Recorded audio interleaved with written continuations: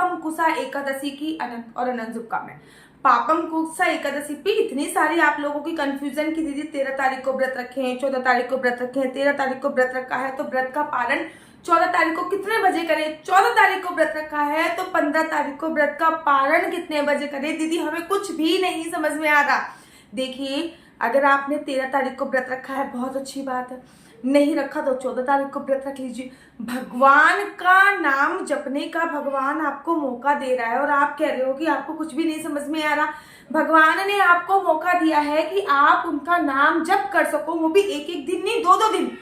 अच्छा तो यही रहेगा कि मैं चाहती हूँ कि आप दोनों दिन व्रत रखो। सबसे सर्वोत्तम ये है कि आप दोनों दिन व्रत रखो, लेकिन अगर आप दोनों दिन व्रत नहीं रख सकते तो दोनों में से बेस्ट दिन जो है वो 14 तारीख को। खैर, आज की वीडियो में मैं आप लोगों को बताऊंगी पापम कुसा एकादशी की व्रत का पारण का समय, व्रत पारण कैसे करना है, व्रत पारण कितने बजे करना है। मैं दोनों दिन के व्रत के पालन का समय बताऊंगी कि 13 तारीख को अगर व्रत रखा है तो 14 तारीख को व्रत का पालन कितने बजे करना है, या फिर अगर आपने 14 तारीख को व्रत रखा है तो आपको 15 तारीख को व्रत का पालन कितने बजे करना है। ये पूरी जानकारी आज की इस वीडियो में मैं देने वाली हूँ। एक बात याद रखिए, हमेशा एकादशी में व्रत का संपूर्ण फल आपको तभी प्राप्त होता है जब आप सही समय पे व्रत का पालन करते हैं। सही समय अर्थात हरिवासन समय निकलने के बाद जब आप सही समय पे व्रत का पालन करते हैं तब आपको एकादशी के व्रत का संपूर्ण फल प्राप्त होता है। देखिए, राजा महाराजा भी सही समय पे व्रत का पालन करते थे। जब आप सही समय पे सही जगह पे व्रत का पालन करोगे तो आपको एकादशी के व्रत का संपूर्ण फल मिलेगा। आप लोगों ने राजा अम्बरीश की कथा तो सुनी होगी ना। मैं हर वीडियो में राजा अम्बरीश की कथा आप लोगों को सुनाती हूँ। राजा अम्बरीश परम भगवत प्रेमी थे, भगवान को इतने समीप थे, भगवान के इतने समीप थे कि भगवान जब वो आटा पीस रहे होते थे तो भगवान अपनी पीताम्बर से उनके लिए हवा कर रहे होते थे। इतने ज्यादा भगवान के समीप थे। तो राजा अम्बरीश भगवान के परम भक्त प्रेमी थे। भगवान राजा होते हुए भी भगवान के लिए आटा पीसते थे, भगवान के बर्तन स्वयं धोते थे, भगवान के लिए भोजन इत्यादि बनाते थे। राजा होने के बावजूद भी वो ये सारे काम स्वयं करते थे। एक बार की बात है कि एकादशी पड़ी और वो हर एकादशी का व्रत रखते थे। एकादशी के बाद द्वादशी का व्रत करने के लिए जा रहे थे। द्वादशी का व्रत की बात है कि एकादशी पड़ी और एकादशी के बाद वो द्वादशी पे व्रत का पालन करने के लिए जा रहे थे। जब वो द्वादशी पे व्रत का पालन करने के लिए जा रहे थे, अचानक से दुर्वासा ऋषि का आना हुआ। दुर्वासा ऋषि को आता देख महाराजा अम्बरीश वहीं पे रुक गए। उन्होंने कहा, महाराज प्रणाम, अहो भाग्य हमारे जो आप यहाँ पधारे। जब संत महात्मा हमारे दरवाजे पे आ जाते हैं तो ये समझ लीजिए हमारे सोए हुए भाग्य जगा जाते हैं। और आज वैसे भी द्वादशी है, मैं एकादशी के व्रत का पालन करने के लिए जा रहा हूँ, कृपया आप आइए। तो सबसे पहले आप ही भोजन इत्यादि ग्रहण कीजिए, उसके बाद ही मैं व्रत का पालन करूंगा। दुर्वासा ऋषि ने कहा कि राजा, मैं अभी बहुत दूर से यात्रा करके आ रहा हूँ, अभी मुझे स्नान करना है, स्नान करने के बाद ही मैं आपके व्रत का पालन में हिस्सा लूंगा और भोजन इत्यादि करूंगा। राजा अम्बरीश दुर्वासा ऋषि का इंतजार करते रहे। दुर्वासा ऋषि को स्नान वगैरह करने में काफी समय निकल गया और द्वादशी तिथि जो है वो क्षीण होने वाली थी, अर्थात द्वादशी तिथि खत्म होने वाली थी। ये भी एक सीख देती है कि व्रत का पारण हमेशा द्वादशी तिथि खत्म होने से पहले होना चाहिए। राजा अम्बरीश ने सभी विद्वानों को बुलाया। उन्होंने कहा कि मैंने दुर्वासा ऋषि को वचन दे दिया है कि जब तक मैं व्रत का पालन नहीं करूंगा, जब तक मैं उनको खाना नहीं खिला दूंगा, अब मेरा वचन भी ना टूटे और मैं द्वादशी पे व्रत का पारण भी कर लूं, ऐसा को उपाय बताइए। सभी ब्राह्मणों की मीटिंग हुई। सभी ब्राह्मणों ने बोला कि आप भगवान को स्नान आपने जिस जल से कराया है उस जल का पान करके आप एकादशी के व्रत का विश्राम कीजिए।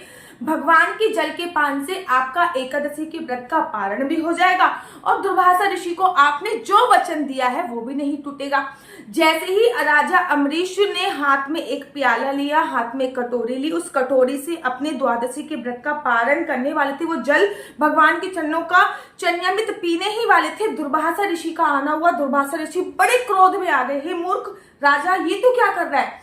तूने मुझे वचन दिया है कि सबसे पहले तू मुझे खाना खिलाएगा, उसके बाद तू खाने इत्यादि का, यहाँ पे तो तू खुद खाने पीने में लगे, कैसा राजा है? उनको बड़ा गुस्सा आ गया। दुर्वासा ऋषि को ना क्रोध बड़ा तेज था। भगवान शिव का अवतार माना जाता है उनको, और उनका क्रोध बड़ा तेज था। उन्होंने अपना एक बाल लिया, ऐसे ऐसे घुमाया, जटा पटक दी, एक कृत्य एक राक्षसी प्रकट हो गई। राक्षसी जैसे ही दुर्वासा ऋषि के से निकली, दुर्वासा ऋषि के बाल से निकली, वैसे ही राजा अम्बरीश को खाने के लिए झपटी और जैसे ही कृत्य राजा अम्बरीश को खाने के लिए झपटी शक्ति वैसे के वैसे ही एक सुदर्शन चक्र प्रकट हो गया और सुदर्शन चक्र ने उस राक्षसी कृत्या के टुकड़े टुकड़े कर दिए। अब तो वो सुदर्शन चक्र दुर्वासा ऋषि के पीछे भागने लग गया। दुर्वासा ऋषि भागते भागते ब्रह्मा जी के पास गए कि भैया मैं आपका पुत्र हूँ, कृपया इस सुदर्शन चक्र से मेरी रक्षा करो। ब्रह्मा जी ने कहा कि भैया यद्यपि तुम मेरे पुत्र हो, लेकिन इस सुदर्शन चक्र से मैं तुम्हारी रक्षा नहीं कर सकता। जिसका ये सुदर्शन चक्र है, तुम्हारी रक्षा केवल वही कर सकता है। भागते भागते दुर्वासा ऋषि जो है वो भागते भागते भगवान शिव के पास गए। मैं तो आपका अंश अवतार माना जाता हूँ, कृपया सुदर्शन चक्र से मेरी रक्षा करो। भगवान शिव ने भी बोल दिया कि मैं इस सुदर्शन चक्र से आपकी कोई भी रक्षा नहीं कर सकता। फिर भागते भागते भगवान विष्णु के पास गए और भगवान विष्णु ने कहा कि अहम भक्त पराधीनम। जब भगवान विष्णु से बोला सुदर्शन चक्र से मेरी रक्षा कीजिए, तो भगवान विष्णु ने बोला कि ऋषिवर आपका बहुत बहुत स्वागत है विष्णु लोक में, लेकिन अहम भक्त पराधीनम, अरे मैं तो भक्तों के अधीन हूँ। इस सुदर्शन चक्र से आपकी रक्षा केवल और केवल आपका भक्त कर सकता है, मेरा भक्त कर सकता है, जिसकी वजह से ये सुदर्शन चक्र उठा था। दुर्वासा ऋषि भागते भागते आगे राजा अम्बरीश के पैरों में गिर गए। आप सच्चे भगवत प्रेमी हो तो एकादशी के व्रत की ताकत भी यही होती है और भगवान के भक्त बनने की भी ताकत ये होती है कि बड़ी सी बड़ी परेशानी विपदाएं आ जाती हैं और आप उन विपदाओं से निकल जाते हो। बड़ी से बड़ी प्रॉब्लम विपदा भी आ जाएंगी ना, तो आप उन बड़ी से बड़ी प्रॉब्लम और विपदाओं से भी निकल जाओगे। तो सबसे पहले मैं आपको बताती हूँ कि एकादशी के व्रत का आपको पारण कब करना है। पंचांग देखकर मैंने सब कुछ अपने फोन पे नोट कर लिया है। तो देखो एकादशी तिथि जो प्रारंभ हो रही है वो 13 अक्टूबर को 9 बजे प्रारंभ हो रही है और एकादशी तिथि का जो विश्राम हो रहा है, जो समापन हो रहा है वो 14 अक्टूबर को सुबह सुबह हो रहा है। 6:41 पे समापन हो रहा है। ठीक है, सूर्योदय के साथ हमें 14 तारीख को एकादशी मिल रही है, लेकिन एकादशी के जो व्रत का पारण है वो 14 तारीख को, जो लोग 13 तारीख को व्रत रखेंगे वो 14 तारीख को दोपहर को 1:16 के से लेकर 3:44, मोटा मोटा आप मान लीजिए 1:30 बजे से लेके 4 बजे तक के बीच में आपको व्रत का पालन करना है। मतलब 1:16 से लेके 3:44 तक के बीच में आपको व्रत का पालन करना है। इस बात का ध्यान रखा। एक बात का आप लोगों को और भी ध्यान रखना है कि सुबह सुबह हरिवासन समय है।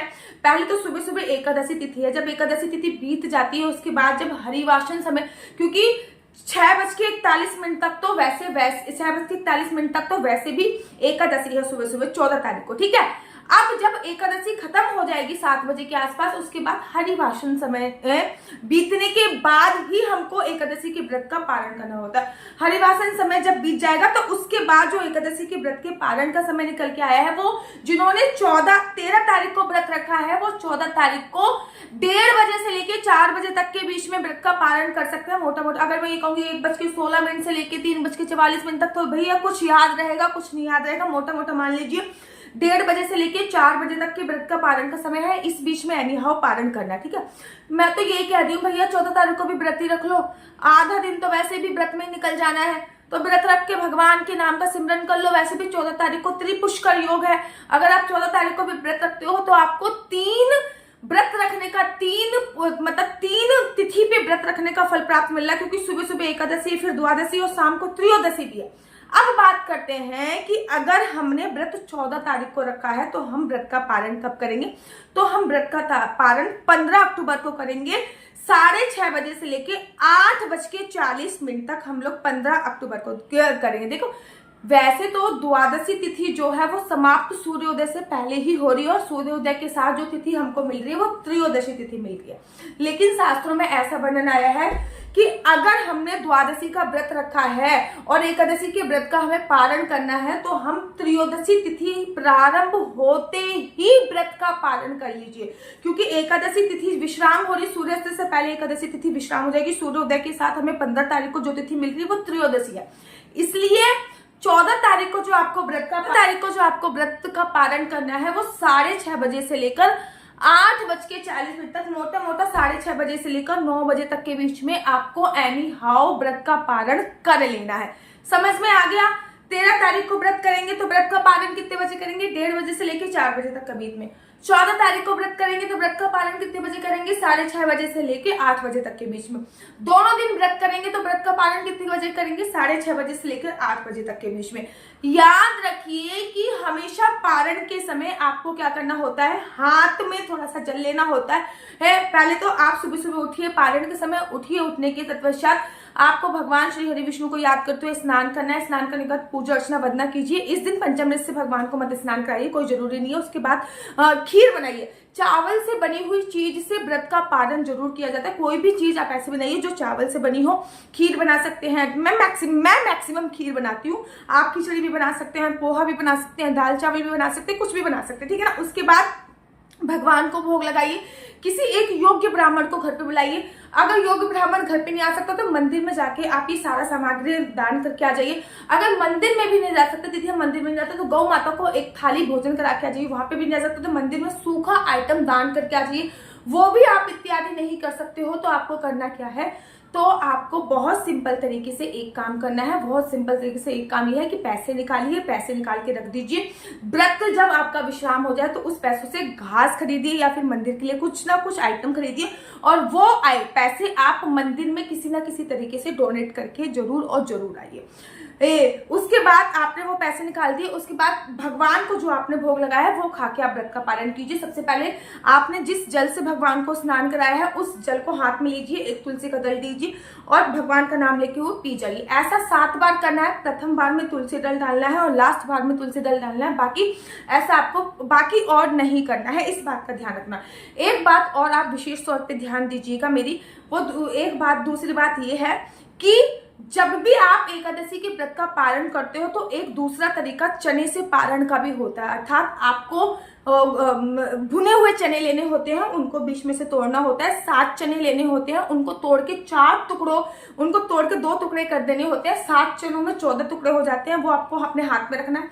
भगवान श्री हरि विष्णु से करना है कि मेरी मायके की 7 पीढ़ी तर जाए और मेरे ससुराल पक्ष की 7 पीढ़ी तर जाए, ऐसी मैं परम मंगल में कामना करती हूँ। और इसको अपने पीछे डाल देना होता है। इस बात का भी विशेष तौर पे ध्यान देना होता है कि जब आप उसको अपने पीछे डालोगे ना तो चाहे वो पैरों पे आए, कूड़े में चले जाए, कोई भी फर्क नहीं पड़ता, लेकिन आपको पीछे डालना होता है। ये भी बोलना था कि मेरे 7 जन्म पहले के पाप क्षीण हो जाए और 7 जन्म बाद के पाप क्षीण हो जाए, और उसके बाद ये सब चीजें पीछे डाल के व्रत का पालन करना होता है। याद रखिए सही समय पे सही तिथि पे व्रत का पालन जरूरी होता है। अगर आपका 15 तारीख को भी मतलब एकादशी के व्रत के पारण के बाद नेक्स्ट डे भी किसी किसी का व्रत होता है त्रयोदशी तिथि का, तो आप केवल और केवल भगवान के चन्या से जिस जल से भगवान को स्नान कराया है या भी भगवान मतलब वो जल से भी व्रत का पालन कर सकते हैं। याद रखिए ये कि पारण सही समय पर जरूर कीजिए। पारण के वक्त दान अवश्य दीजिए। और इस वक्त भगवान का जो प्रिय भोग है वो चिरौंजी का भोग है। अगर भगवान का प्रिय भोग चिरौंजी का आप लगा रहे हो तो ये भी ध्यान रखिए कि चिरौंजी का दान भी अवश्य कीजिए। जो भी भगवान का प्रिय भोग होता है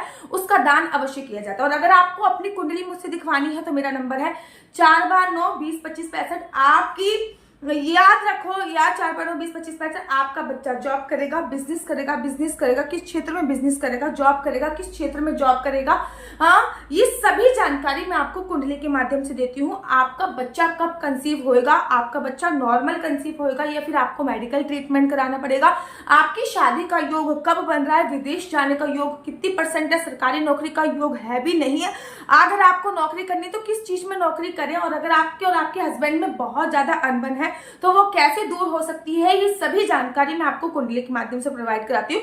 कुंडली के अनुसार मैं आपको बताती हूँ लकी नंबर, लकी कलर और ये सारी जानकारी मैं आपको कुंडली के माध्यम। याद रखिए कुंडली देखना भी बिल्कुल भी फ्री नहीं है, कुंडली देखने के थोड़े से चार्जेस हैं। और अगर आपको मेरी वीडियो अच्छी लगती है तो आप अपना यूट्यूब चैनल हरि बोल को लाइक शेयर सब्सक्राइब करना बिल्कुल भी मत भूलिए। तब तक के लिए मुझे दीजिए इजाजत। राधे राधे, हरे कृष्णा, हरे।